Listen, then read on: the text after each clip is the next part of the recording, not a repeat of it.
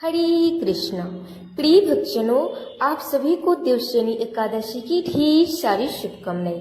आज की इस वीडियो में आप श्रवण कीजिए देवशनी एकादशी की संपूर्ण व्रत कथा।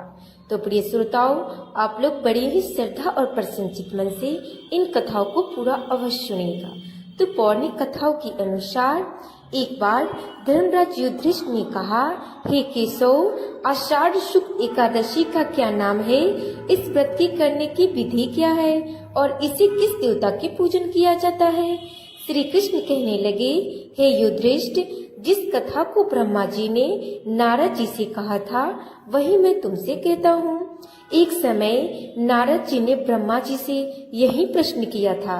तब ब्रह्मा जी ने उत्तर दिया था, हे नारद, तुमने कलियुगी जीवों के उद्धार के लिए बहुत उत्तम प्रश्न किया, क्योंकि देवशनी एकादशी का व्रत सब व्रतों में उत्तम है। इस व्रत से समस्त पाप नष्ट हो जाते हैं और जो मनुष्य इस व्रत को नहीं करते वो नरकगामी होते हैं। इस व्रत के करने से भगवान विष्णु प्रसन्न होते हैं।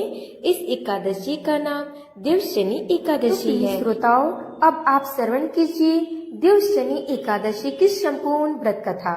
पौराणिक कथा के अनुसार सूर्य वंश में मंदता नाम का एक चक्रवर्ती राजा हुआ करता था, जो सत्यवादी और महाप्रतापी था।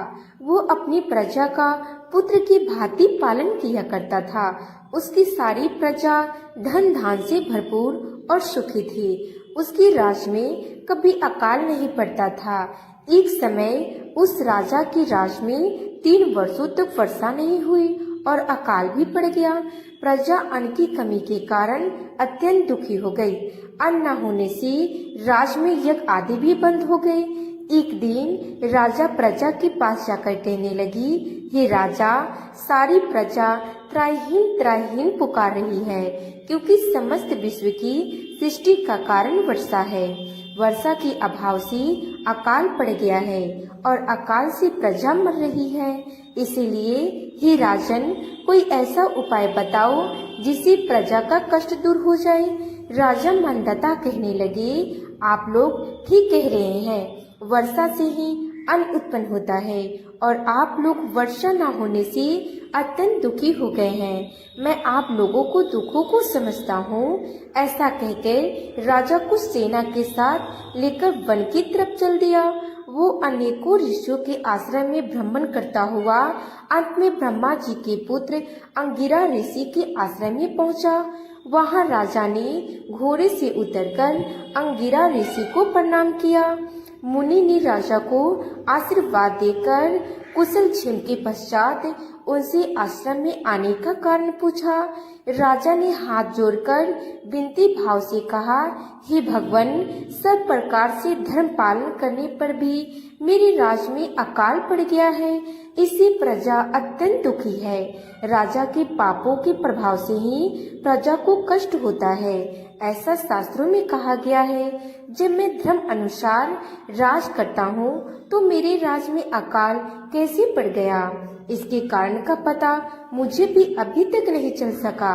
अब मैं आपके पास इसी संदेह को निर्वित कराने के लिए आया हूँ। कृपया करके मेरे इस संदेह को दूर कीजिए, साथ ही प्रजा के कष्ट को दूर करने का कोई उपाय बताइए। इतनी बात सुनकर ऋषि कहने लगे, हे राजन, ये सतयुग सब युगों में उत्तम है। इसमें धर्म को चारों चरण सम्मिलित किया गया है, अर्थात इस युग में धर्म की सबसे अधिक उन्नति है। लोग ब्रह्मा की उपासना करते हैं और केवल ब्राह्मणों के ही वेद पढ़ने का अधिकार है। ब्राह्मण ही तपस्या करने का अधिकार रख सकते हैं, परंतु आपके राज में एक शूद्र तपस्या कर रहा है। इसी दोष के कारण आपके राज में वर्षा नहीं हो रही है। इसीलिए यदि आप प्रजा का भला चाहते हो तो उस शूद्र का वध कर दो। इस पर राजा कहने लगा, महाराज, मैं उस निरपराध तपस्या करने वाले शूद्र को किस तरह मार सकता हूँ? आप इस दोष से छूटने का कोई दूसरा उपाय बताइए। तब ऋषि कहने लगे, हे राजन, यदि तुम अन्य उपाय जानना चाहते हो तो सुनो। आषाढ़ मास की शुक्ल पक्ष की एकादशी का नाम है देवशनी एकादशी। इस एकादशी का विधि पूर्वक व्रत करो।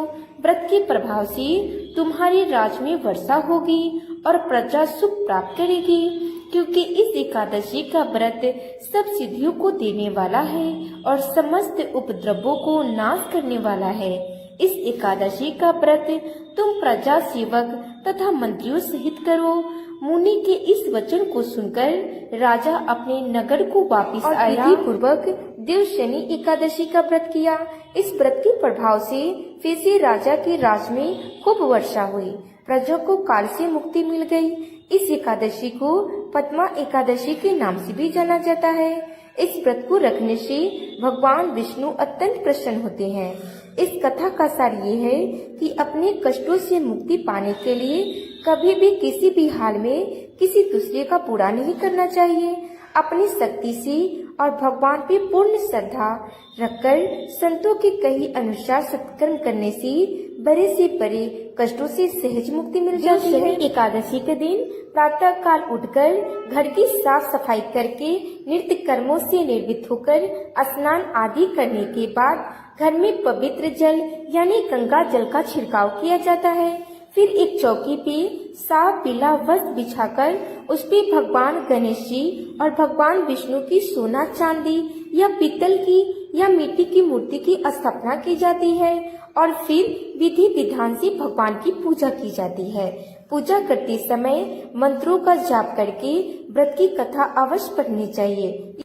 भगवान को शुद्ध सात्विक भोजन या फलों या मिठाई या तुलसी दल का भोग लगाया जाता है। विष्णु चालीसा का पाठ करने के बाद सबसे अंत में आरती करके क्षमा याचना की जाती है और भगवान को भोग लगाया हुआ भोग प्रसाद रूप में घर परिवार के सभी सदस्यों में बांटा जाता है। इसके साथ ही दिन भर उपवास रखा जाता है। शाम की पूजा करने के बाद एक बार फिर से व्रत की कथा पढ़ने और सुननी चाहिए। फिर आरती करके भगवान को भोग में जो भी भोग लगाया है फलों का या मिठाई का उसका वितरण किया जाता है और भगवान को शाम की पूजा करने के बाद सफेद चादर से ढके हुए गद्दे तकिए वाली पलंग पर शयन कराया जाता है। फिर 4 महीने तक भगवान की इसी अवस्था में भगवान की पूजन किया जाता है। ये थी देवशनि एकादशी की संपूर्ण कथा। इस मास की एकादशी का व्रत सभी मनुष्यों को करना चाहिए। ये व्रत इस लोक में सुख भोगकर परलोक में मुक्ति देने वाला है। इस कथा को पढ़ने और सुनने से मनुष्य के समस्त पाप नष्ट हो जाते हैं। तो प्रिय श्रोताओं, आप लोगों को ये कथा कैसी लगी कमेंट बॉक्स में जरूर बताइएगा।